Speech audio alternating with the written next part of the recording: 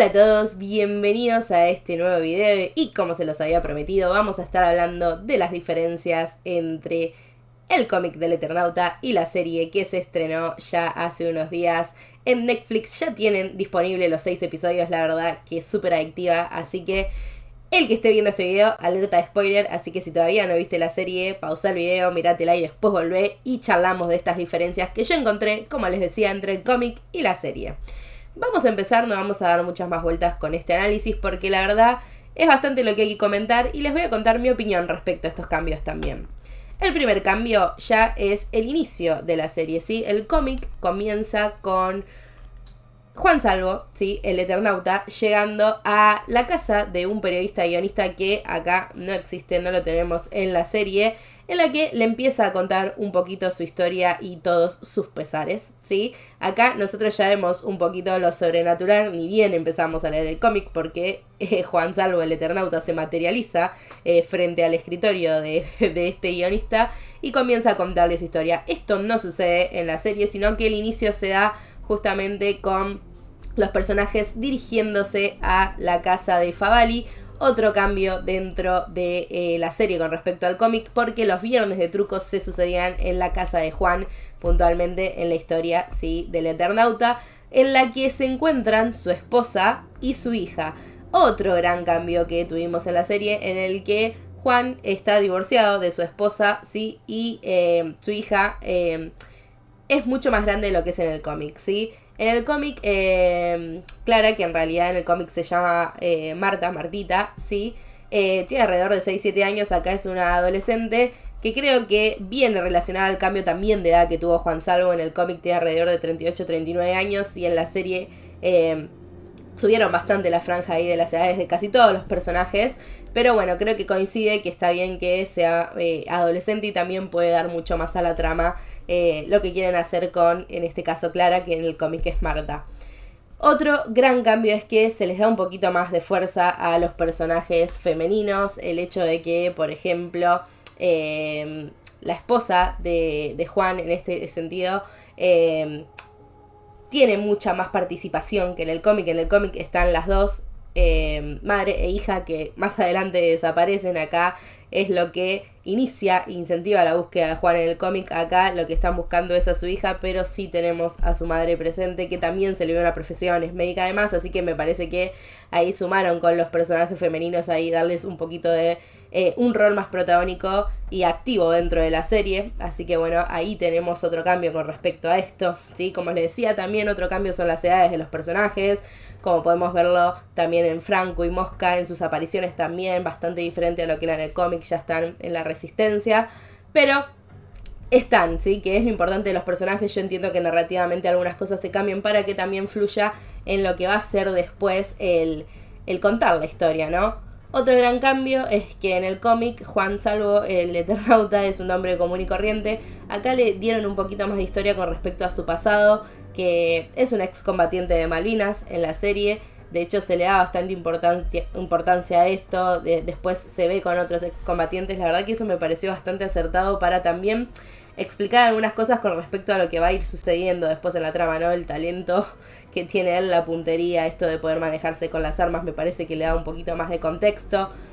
Otra cosa que no sucede en el cómic es que se use Campo de Mayo como sede ahí de la Resistencia, que aquí sí sucede, y me parece que también está muy bien usado con respecto al trauma de Juan de no querer ir ahí por su paso por las Malvinas, ¿no? Todos los recuerdos que les traía, todo el trauma, y el hecho de que, bueno, después termine yendo a ese espacio y es donde va a estar la Resistencia para que encuentren ese lugar seguro.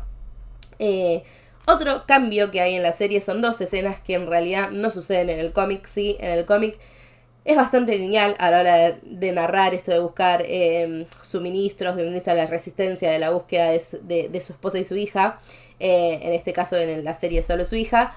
El hecho de que, por ejemplo, la escena de la iglesia y todos los personajes que están ahí no existen en absoluto, eso no sucede en el cómic. Me parece que le sumaba también bastante para explicar esto, ¿no? De todas las cosas que van surgiendo, las miserias y las cosas buenas de las personas en estas situaciones límite. Me parece una escena muy acertada, estuvo muy bien narrado ese momento, muy bien musicalizado también, así que es una escena que yo creo que le sumó. Otra escena que también sirvió para contar contar y mostrar la aparición de estos personajes dentro de lo que es la narrativa de la serie, de estos hombres robot, ¿sí? Es la escena del shopping, que tampoco existe en el cómic, pero sí sirvió narrativamente para mostrar la aparición de estos humanos, estas personas siendo manipuladas por esto que todavía no sabemos muy bien qué es en la serie. Así que esas son dos escenas que no estaban. Otra escena que tampoco está en el cómic es toda la escena del tren, toda esa misión para ir a difundir el mensaje, que también me pareció acertada para que se vaya mostrando lo masivo y esto que cada vez hay más de estos hombres robot que van a ser un gran peligro para el resto de la humanidad que no está siendo manipulada por este ser que todavía no conocemos. Si bien lo pudimos ver ahí, es muy bonito, de hecho vimos ahí la sombra muy calcada al cómic, al personaje, así que está muy bien logrado también ese espacio.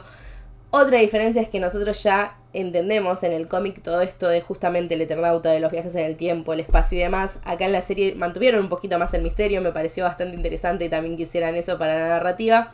Si bien al final ya nos dan una pista, ya Juan se da cuenta de que algo está pasando, esas idas, esos baches que tiene, que al principio parecen parte de su trauma por las islas, y tiene que ver con todo este viaje en el tiempo y demás, así que también me pareció muy buena forma de contar la historia del personaje y de ir introduciendo todas estas partes de la ciencia ficción que hacen a la serie, ¿no?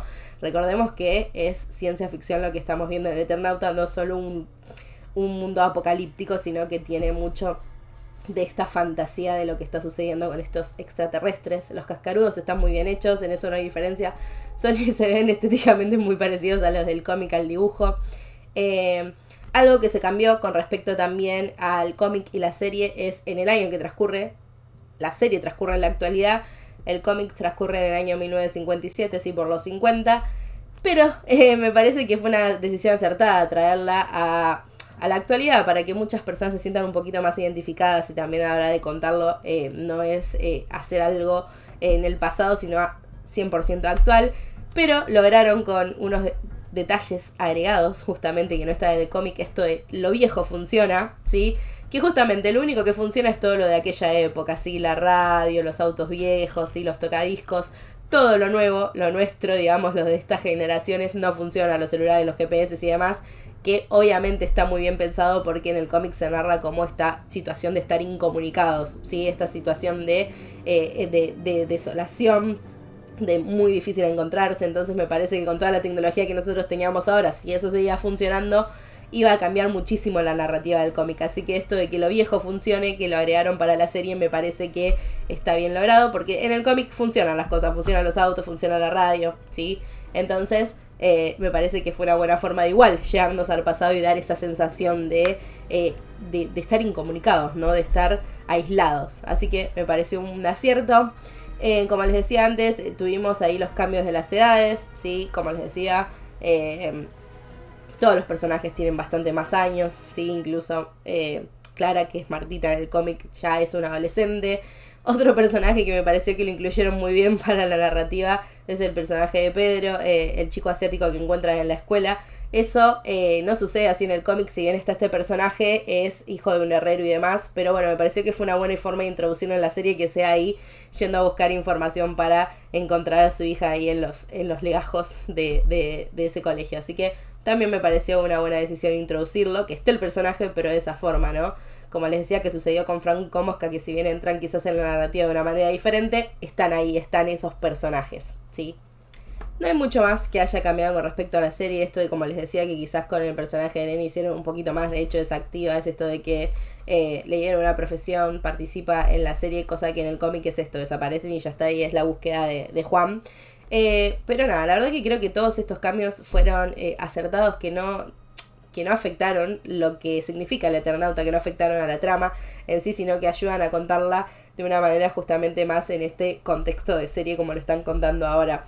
Recuerden que el cómic salió de 1957 a 1959, así que estuvieron 2 años contando esta historia. Hay mucha cosa que obviamente sí va a ser muy largo narrarlo en una serie, que de hecho y además hicieron 6 capítulos, ya se confirmó que la segunda temporada va a tener 8 capítulos, entonces me parece que hay cositas que hicieron para acelerar un poco el hecho de que conozcamos a algunos personajes y que ya estemos en contexto de lo que está pasando, sirvió bastante. Así que Por ahora estas son las diferencias que yo encontré entre el cómic y la serie El Eternauta. Si ustedes encontraron alguna otra, déjenla en los comentarios ahí que las voy a estar leyendo. Y no se pierdan esta serie, la verdad que ya está en el puesto número 2 global de Netflix, ya está ahí rozando el primer puesto, así que esperemos que llegue porque merecidísimo producto nacional que esté en ese puesto. Espero que les haya gustado el video, nosotros nos vemos muy prontito en el próximo.